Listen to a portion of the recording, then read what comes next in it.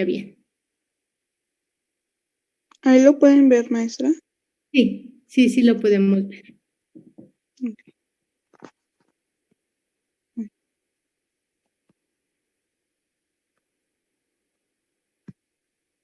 Ahí está bien. Ahí ya se volvió a mover. Ahí. Bueno, buenos días. Nosotros somos el equipo 4, está conformado por Brian Martínez Rodríguez, Martínez Rosales Jorge Iván, Servín Martínez Montserrat, Julia Esteban Negas Valeria Naomi y Zabala Rivera Lili Abigail.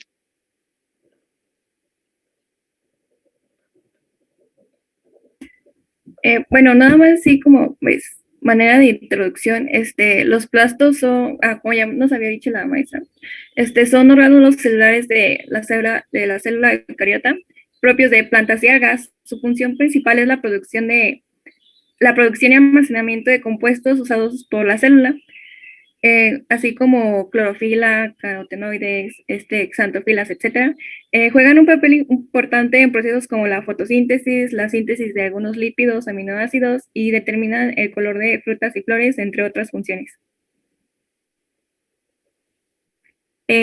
Los diferentes tipos de plastos tienen procesos de desarrollo reversibles y con varias rutas de acuerdo con el órgano y la especie en la que se encuentre.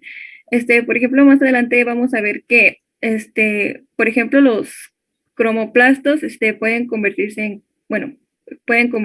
cloroplastos, o al revés, los cloroplastos pueden convertirse en cromoplastos, y así con los diferentes tipos de plastos que existen.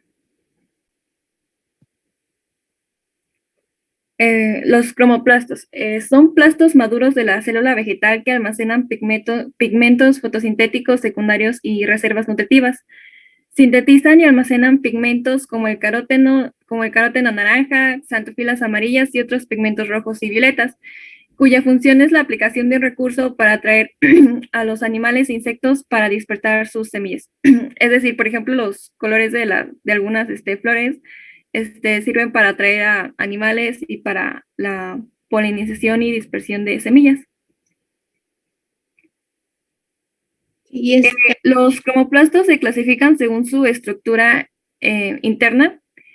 Entonces existen 4 tipos de cromoplastos. Los globulares tienen pigmentos acumulados en gotas junto con lípidos. Los fibrilares o tubulosos son pigmentos asociados con fibrillas proteicas. Los cristalosos tienen pigmentos como cristaloides asociados con membranas telacoides, y los membranosos tienen membranas arrolladas helicoidalmente. Aquí en la diapositiva podemos ver que los cromoplastos en cáscara de manzana roja son cromoplastos de tipo globular, y los pigmentos están acumulados en forma de gotas. Y abajo hay una imagen donde hay cromoplastos en una fruta naranja. Se trata de cromoplastos membranosos. Y en términos de forma, no tiene una forma específica. Cualquier cromoplasto puede ser alargado, lobulado o esferoidal.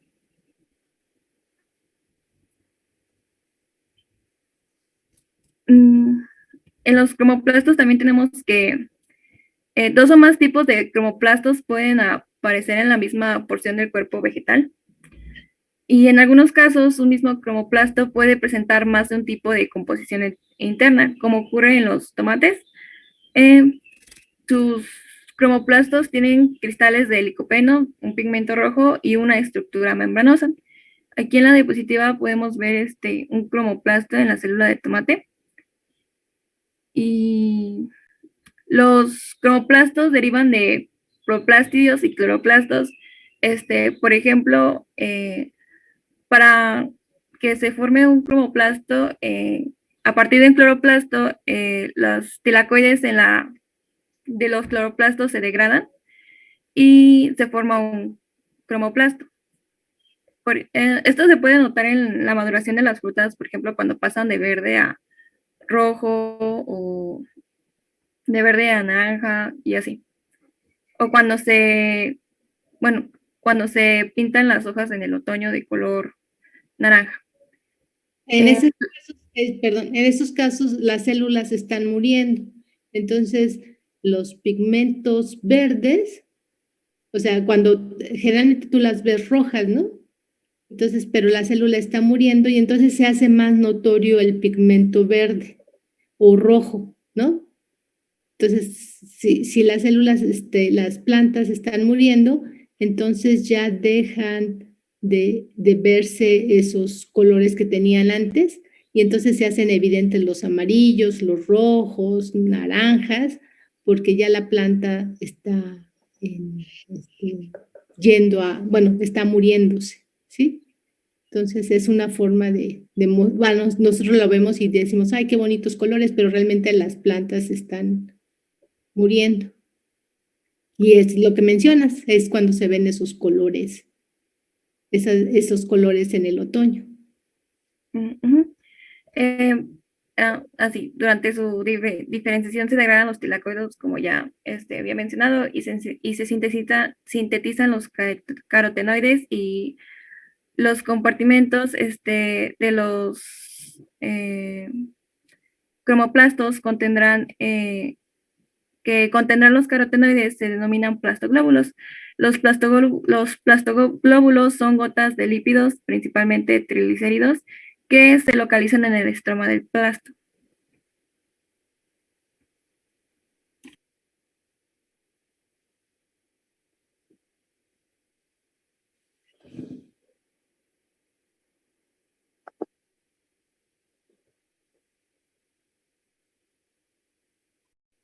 Sí, muy bien. Los citoplastos son un tipo de cloroplastos que no han estado expuestos a la luz.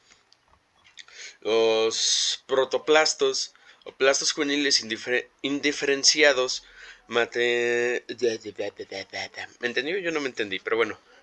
Mantenidos en la oscuridad originan etioplastos. Igualmente ocurren con los cloroplastos ya diferenciados. Siguiente diapositiva, por favor.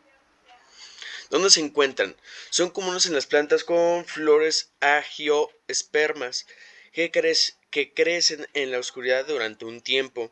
Los etioplastos carecen de unos pigmentos activados por lo que son incoloros, y técnicamente podrían considerarse leucoplastos. Altas concentraciones de etioplastos en una planta causan que sus hojas pierdan el color verde. Su estructura: los etioplastos contienen granos de almidón y poseen la membrana de tilicoide ampliamente desarrollada. Como en los cloroplastos maduros, si las condiciones cambian y hay luz, los etioplastos pueden desarrollarse en cloroplastos.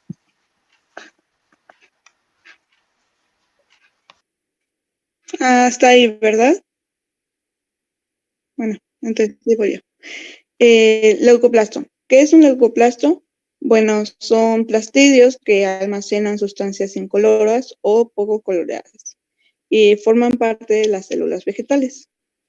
Estos leucoplastos forman parte de los filamentos, las cuales se desarrollan normalmente en la parte de la célula donde no están expuestas a la luz, ya sea en los tallos subterráneos, en las semillas, en las células sexuales, embriones, etc. La estructura de estos es similar a los cloroplastos y los cromoplastos, ya que tienen una doble membrana, un sistema de membranas internas, las cuales están plegadas entre sí, un estroma o sustancias acuosas donde flota el ADN y los ribosomas. La función de este es sintetizar y almacenar las sustancias que son necesarias para el funcionamiento de las células. Una función principal podría ser el almacenamiento de las reservas de hidratos de carbono, o sea, el almidón, el ADN y el ARN. Las cuales, pues, estos obviamente son necesarios para la síntesis de proteínas y están concentrados en la parte de los nucleoides. Además, esos leucoplastos también proporcionan energía,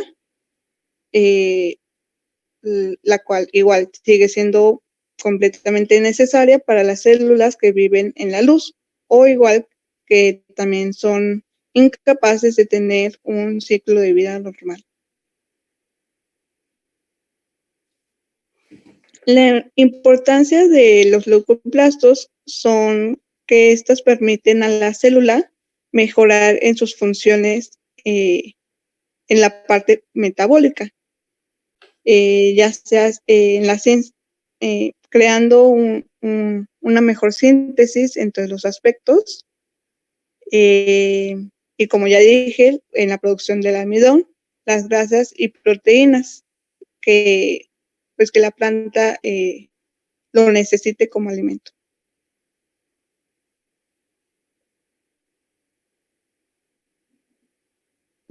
Bueno, vamos a ver los amiloplastos.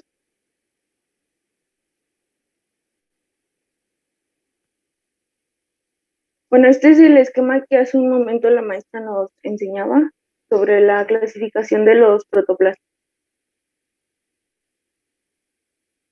Bueno, un amiloplasto es un tipo de plasto que se encuentra en las células vegetales.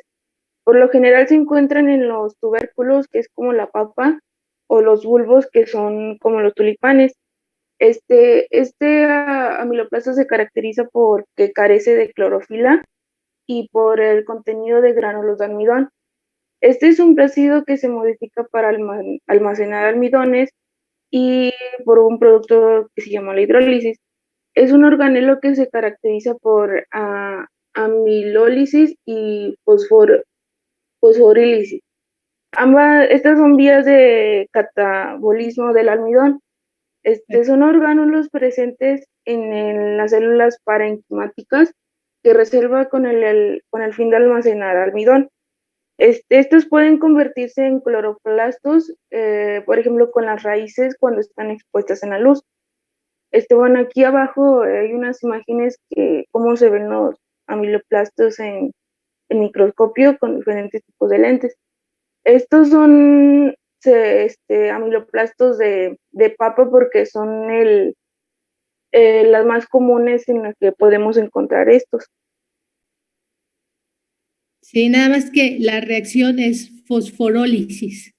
Sí, perdón.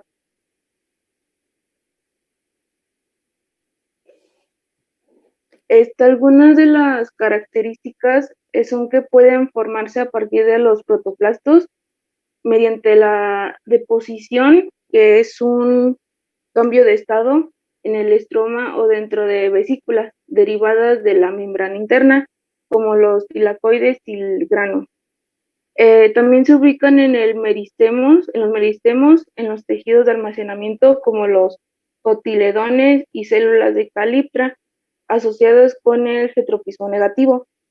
Estas poseen el genoma de endosimbionte en el núcleo de la célula que los alberga y donde codifican y regulan proteínas estructurales biosintéticas, por lo que actualmente son incapaces de sobrevivir de su forma autónoma.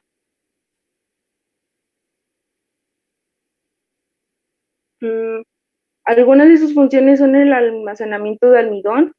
Este almidón se deposita en forma de granos ovalados en esferocristales y dependiendo de la región donde se depositen los granos, pueden clasificarse en granos concéntricos o excéntricos. También en la síntesis de almidón, los plácidos se encargan de la síntesis de dos tipos de almidón, el transitorio, que es producido durante las horas del día, y almacenado de manera temporal en los cloroplastos, que es en la noche. También las vías metabólicas, los amiloplastos de algunas especies como la alfalfa, por ejemplo, contienen las enzimas necesarias para que ocurra el ciclo de GC, GOGAT. Es una vía metabólica que está íntimamente relacionada a la asimilación de nitrógeno. Bueno, su morfología tiene formas muy variadas, presentándose como esferas, óvalos, alargamientos y normalmente muestran una deposición en capas alrededor de un punto, el hilio, que puede ser céntrico o excéntrico cuando hay más de un hilo, cuando más de un hilo se forma en granos compuestos. Bueno, los amiloplastos en el gravitropismo, que sirve para adaptar a la planta en función de la manera de la gravedad.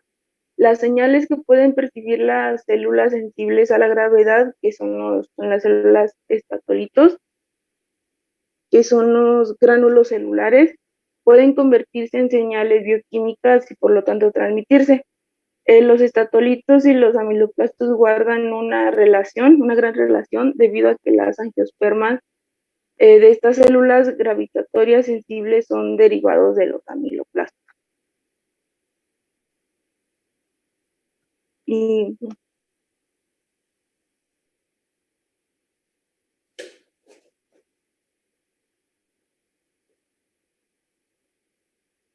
Adelante. Creo que de nuevo me toca a mí, pero bueno. A ver, déjame acomodar.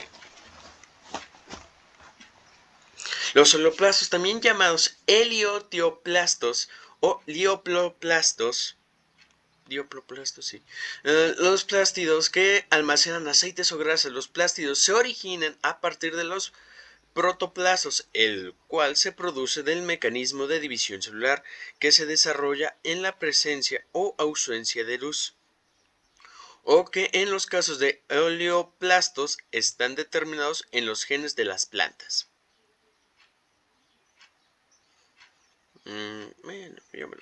Proplastos.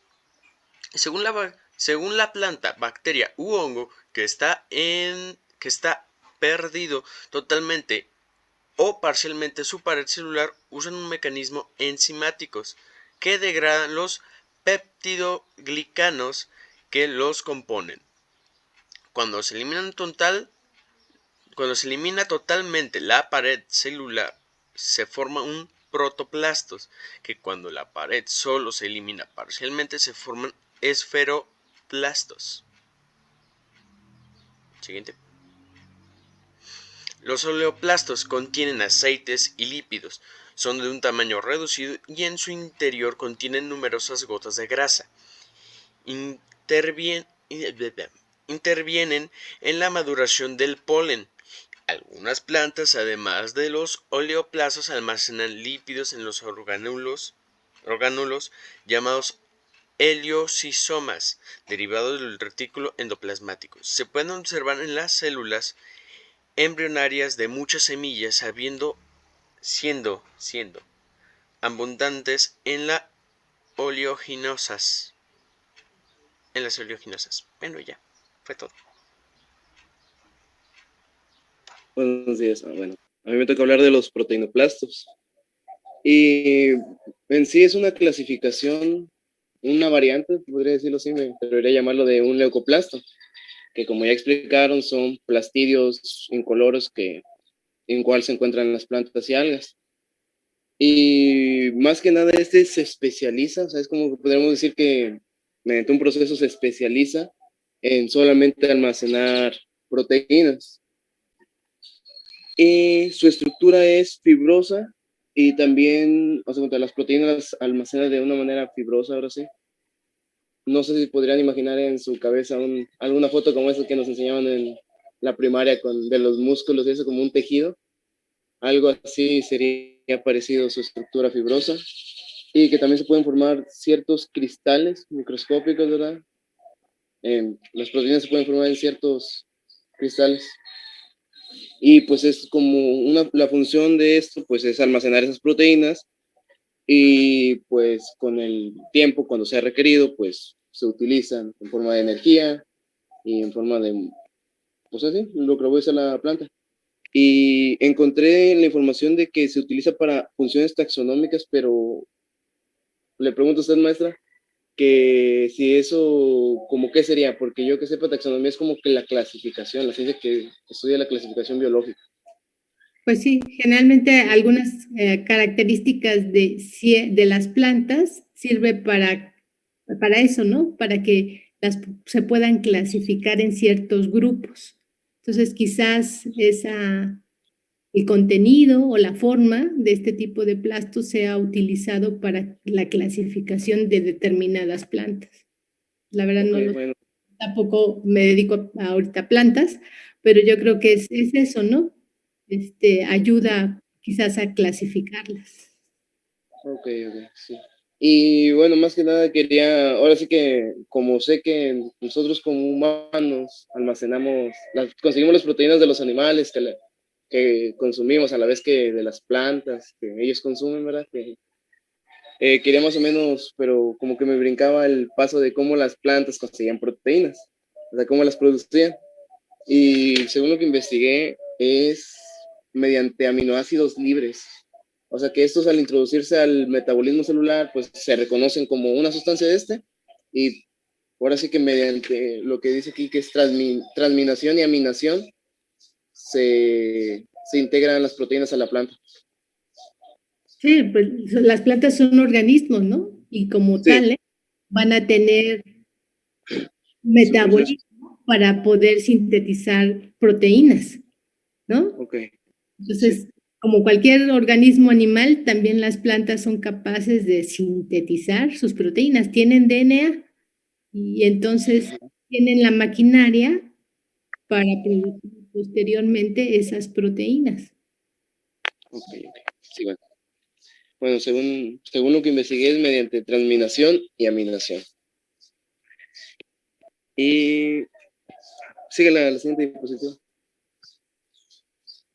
Y más que nada aquí está, creo que ya lo presentamos anteriormente, pero para hacer un repaso de que los aminoplastos, oleoplastos, proteinoplastos, estatolitos, todos son leucoplastos, o sea, literalmente solamente se especializan cada uno en ciertas situaciones, como unos en almidón, otros en aceites y otros en proteínas. Y ya de ahí, pues, todos se ponen en el conjunto que es un leucoplasto. Entonces, van a ser diferentes compuestos los que van a almacenar. Entonces, como ustedes mencionaban, puede ser almidón, lípidos diferentes o proteínas. Y entonces estos van a constituir los leucoplastos. Muy bien. Y pues así concluiría la presentación. Gracias por su atención. Muy bien. Entonces, ¿podrían, por favor, enviar esta presentación a todos sus compañeros? Sí, maestra. ¿Sí? Para que todos sus compañeros la